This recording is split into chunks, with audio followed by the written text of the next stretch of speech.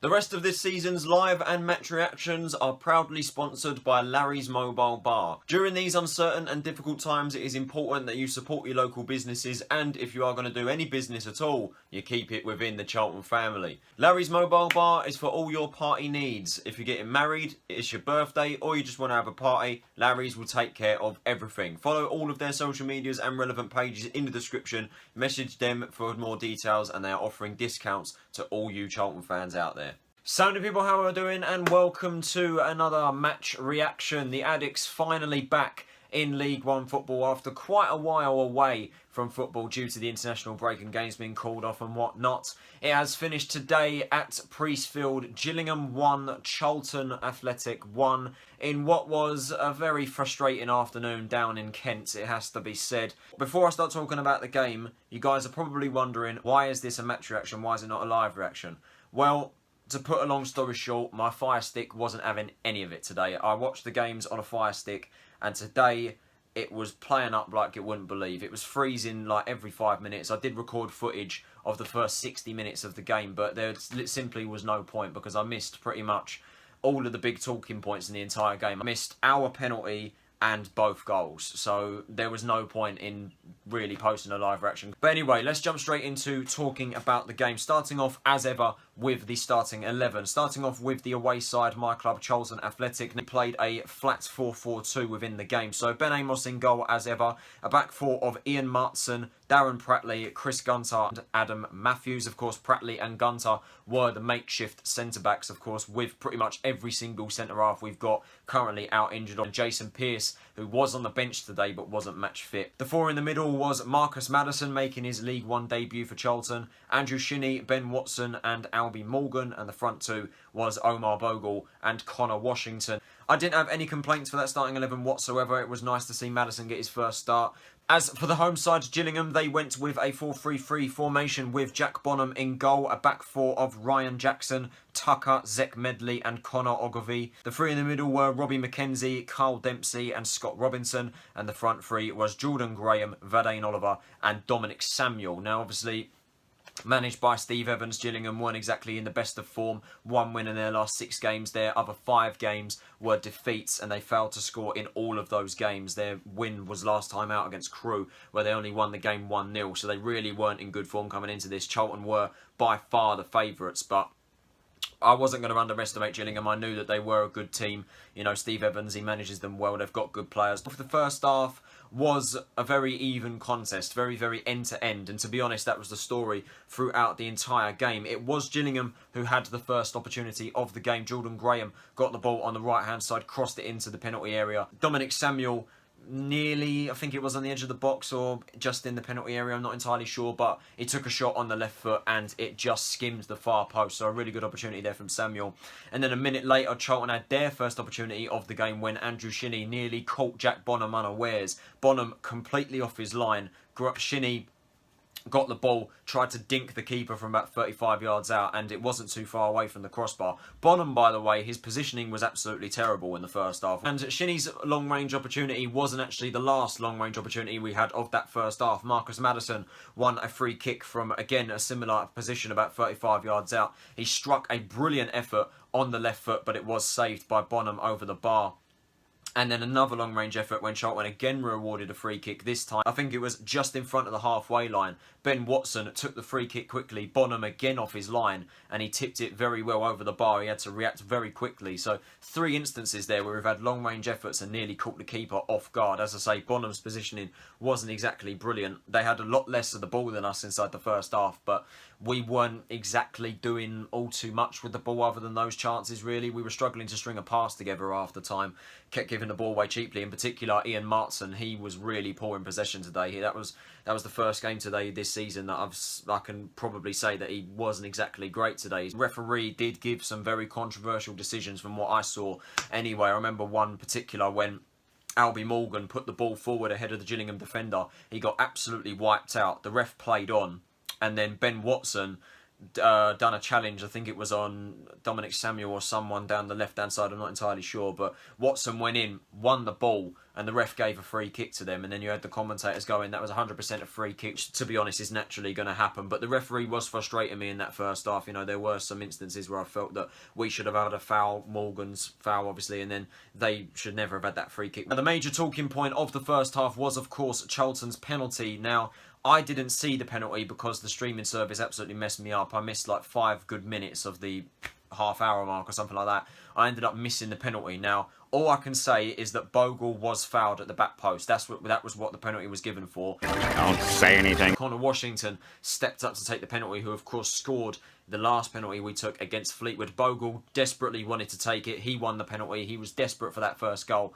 He reluctantly gave it to Washington. He was not happy about it whatsoever. Washington stepped up, confidently tried to place it in the bottom left corner with a lot of power, but Jack Bonham got down really well and parried it away from danger and pulled off a good save. That was the end of the first half, goalless at the break. The stats, Charlton had 63% possession. Both teams had 6 shots, Charlton with 4 on target, Gillingham with 2. So it was a very end-to-end, very even affair. I didn't really think that either team was playing amazingly well. Neither of them were really doing much with the ball. They had their opportunities, obviously. Samuel's volley right at the start of the game. He did have another opportunity where it was a 25-yarder, cut past the defender, had a shot. The shot was seen wide anyway, so it was a good opportunity though from Samuel. He was causing us problems. Jordan Graham as well on that right side. He really was causing us a lot of issues. Charlton, of course, had a lot more of the ball, but didn't use that to our advantage, of course. We had 3 long-range efforts with Shinnie, Watson and Maddison. And then, of course, the penalty, which was saved by Bonham, which was incredibly disappointing. We really should have put that away.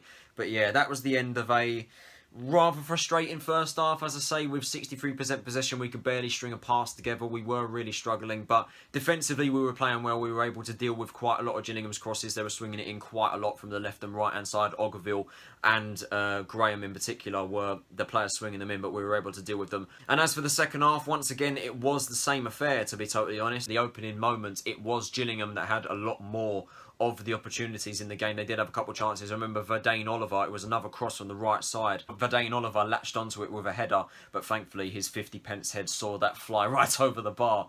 But Gillingham had a lot more of opportunities inside the first half. We were slowly getting into the game. Paul Smyth, Alex Gilbey and Chuks Aneke, they were the main players that I thought were going to come on and make that impact. And I got my wish at the 66th minute mark. All 3 of those came on, replacing Maddison, who had a very good game. He was one of our more threatening players in the game. Washington come off and Bogle come off, so obviously it was a much change of pace. Obviously a lot quicker players.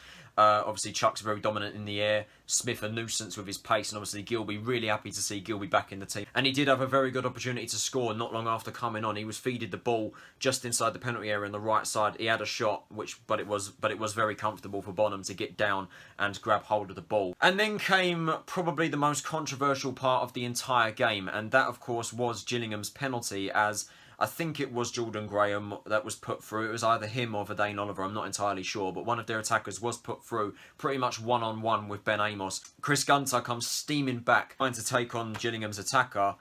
He goes down and the penalty is awarded. I have seen it. It's a disgrace. It is an absolute disgrace. I have no idea how that is given as a penalty. If I can find a clip for it, I'll show you. But literally, shot. It looks like the geezer has been shot. He literally, I don't even think Gunter touches him. I genuinely don't. Gunter runs towards him, and I think as he's about to make contact with him, or what, as he's about to literally come level with his back, the attacker reacts to that and flops like a fish and goes down. On the floor, penalty's given. I'm sorry, but how is that a penalty? I can't get my head around it. Like, I know League One officiating is absolutely disgraceful. How that is given as a penalty is a disgrace. It's an absolute disgrace. I remember seeing some Charlton fans tweet him on Twitter as that penalty was given. Said that the 4th official gave the penalty. He's standing by the halfway line. How is he having a deciding factor to give the penalty? I can tell you right now, Steve Evans will have a massive contributing factor to that decision being given. Because as we all know, Steve Evans, massive brute, massive geezer, bullying the officials. I can guarantee you that's what's happened, and he's used that to his advantage to get Gills a penalty, which of course was converted by Jordan Graham. He stepped up to take the penalty. He drilled it down the middle. Amos got a hand to it, but it found its way in the back of the net. Gills 1-0 up. Disgraceful. Absolutely disgraceful. Gunter don't touch him, and the strikers flop like a fish. Gone down like a sack of potatoes. No one, like, no solid contact or nothing. A very soft penalty, and a very, very disgraceful decision that has seen us go 1 goal down.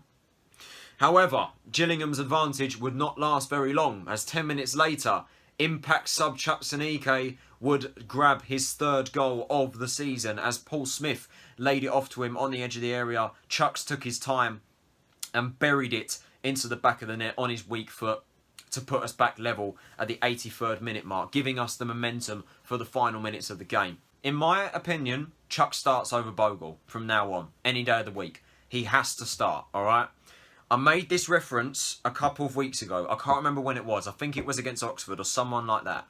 Bogle is the next Josh Parker. I made that reference, and again today I will stand by that. I know that he won the penalty, he wanted to take it, and he is desperate for a goal. But again, I just see that in him.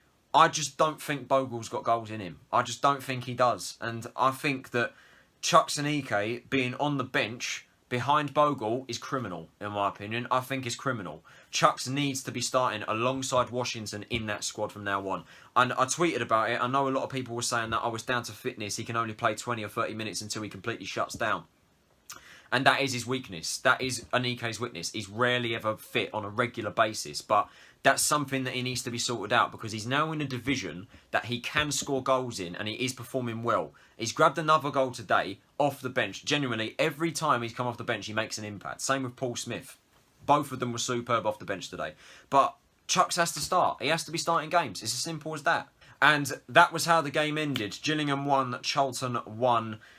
A rather frustrating afternoon down in Kent, it has to be said. Both teams had equal amount of chances. It was a very, very end-to-end, very even affair. We didn't exactly play that well today, did we? It wasn't exactly great. We could barely string a pass together. Maatsen, as I say, was a big culprit of that today. Amos was forced into a couple of saves in the first half. He played well. Even though we didn't have a proper centre-half in that backline today, we played very well defensively. Gunter and Pratley, they both did a job today. I can understand why Charlton fans are saying it's 2 points dropped. That is because of the penalty. Never a penalty. It is never ever a penalty. Never in a million years is that a penalty. It does make you wonder.